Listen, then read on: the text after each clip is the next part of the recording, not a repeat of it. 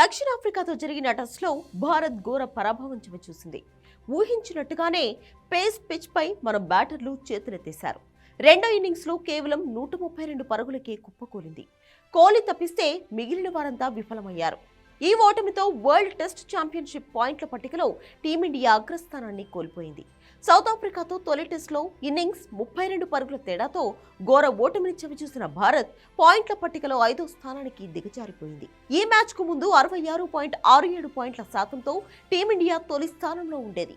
ఈ ఓటమితో ఇప్పుడు భారత్ పాయింట్ల శాతం ఏకంగా 44.44కు పడిపోయింది. ఇక ఈ మ్యాచ్లో అద్భుత విజయం సాధించిన దక్షిణాఫ్రికా 100 పాయింట్ల శాతంతో టాప్కు చేరుకుంది. సౌత్ ఆఫ్రికా తర్వాతి స్థానాల్లో వరుసగా పాకిస్తాన్, న్యూజిలాండ్ జట్లు కొనసాగుతున్నాయి. ఆస్ట్రేలియా 41.67 పాయింట్ల శాతంతో 6వ స్థానంలో ఉంది.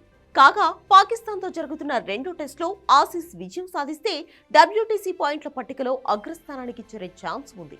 మరోవైపు కేప్ టౌన్ వేదికగా దక్షిణాఫ్రికాతో జరగనున్న రెండో టెస్ట్లో భారత్ విజయం సాధిస్తే తమ స్థానాన్ని మెరుగుపరుచుకునే అవకాశం ఉంది. ఇదిలా ఉంటే స్వింగ్ బౌలింగ్కు భారత బ్యాటర్లు మరోసారి చేతులెత్తేశారు. పిచ్ నుంచి వచ్చిన సపోర్ట్తో సఫారీ బౌలర్లు భారత బ్యాటర్ల బలహీనతలను టార్గెట్ చేస్తూ వికెట్లు సాధించారు.